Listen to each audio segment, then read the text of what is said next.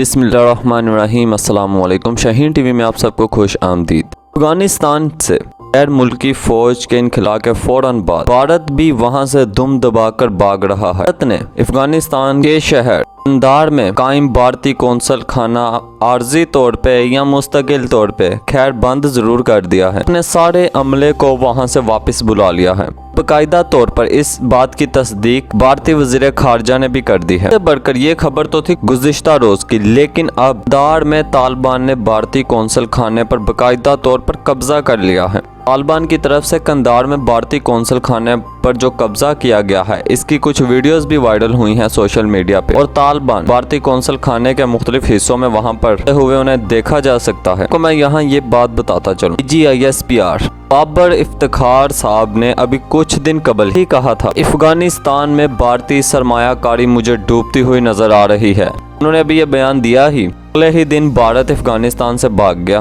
हालत का अंदाजा लगा सकते हैं सारे अमल से। बाबर इफ्तिखार साहब ने कहा, भारत ने अगर नेक नियति के साथ सरमायाकारी की होती तो आज उसे मायूसी की जरूरत न होती, लेकिन भारत का सारा रुख था कि अफगानिस्तान में कदम जमा कर पाकिस्तान को किस तरह से हमने नुकसान पहुंचाना है। बाबर इफ्तिखार साहब ने कहा, भारत दुनिया को बताने की कोशिश कर रहा है कि अफगानिस्तान में मसाइल की वजह सिर्फ और सिर्फ पाकिस्तान है, लेकिन इसमें कोई सच्चाई नहीं और दुनिया को इल्म हो चुका है कि पाकिस्तान ने अफगान मसला बेहतर तरीके से हल करने की पूरी कोशिश की है।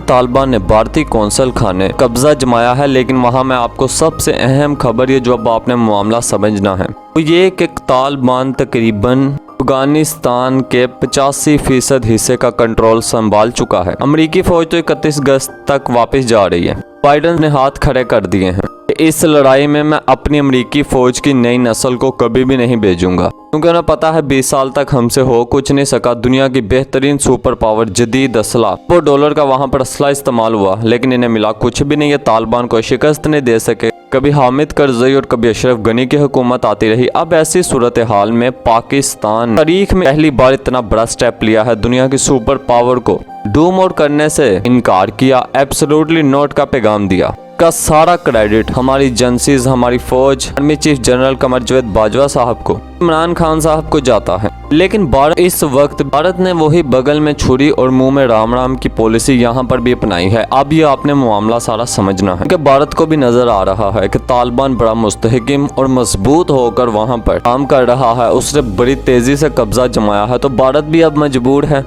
तालिबान के साथ मुज़ाकरात कर रहा है। लेकिन यहाँ हैरान कुन बात यह है, भारतीय फिजाइया तैयारा KC-17 कार्गो जो कि वहाँ पर भारतीय अमले को लेने गया था, उसमें ये जो इंकिशाफ हुआ है वो ये कि उस तैयारे में भारत अफगान फौजियों के लिए असलहा लाया है, और ये इस बात की बाकायदा तौर पर तस्दीक भी हो चुकी है। सवाल तो बहुत सारे उठ रहे हैं। एक तरफ आप तालिबान से मुज़ाकरात कर रहे हैं, दूसरी तरफ आप अफगान फौज को असलहा दे रहे हैं, और अब ये जो लड़ाई है तालिबान और अफगान फोर्सेस के दरमियान की ये बड़ी शिद्दत इख्तियार कर चुकी है। तालिबान ने अफगानिस्तान का 85% हिस्सा कंट्रोल किया है, वहीं पर उन्होंने कंधार में तेजी से कब्जा जमाया, जिसके बाद भारत को खलबली मच गई। इन्होंने वहां से अपने लोग निकाले और भारत वापस बुलाए।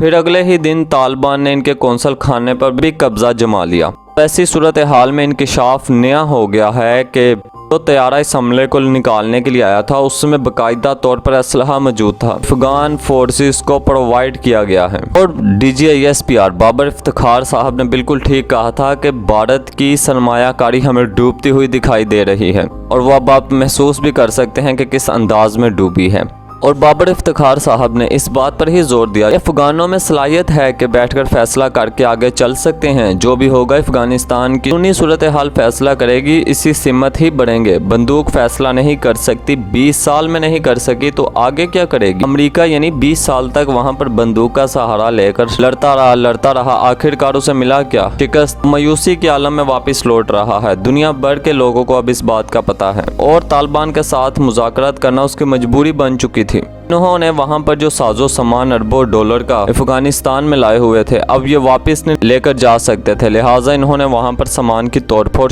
करना शुरू कर दी।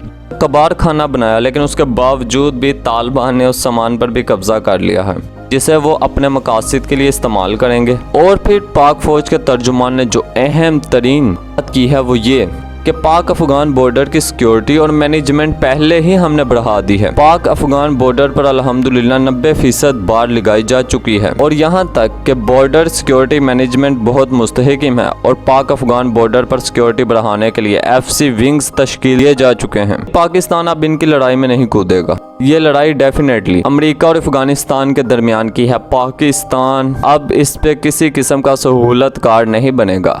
इसी बात का ही भारत को भी अफसोस रहता है कि ये इतने मजबूत और मुस्तहकिम, इतने ताकतवर हो कैसे गए कि ये दुनिया की आज सुपर पावर को आंखें दिखा रहे हैं। यही अफसोस है भारत को। ताहम नाज़रीन मोहतरम, हमारी सूरत हाल थी जो हमने आपके आगे बयान किया। अगर आपको हमारी ये वीडियो पसंद आई हो तो इसे लाइक कीजिएगा और शाहीन टीवी को सब्सक्राइब कीजिएगा। शुक्रिया।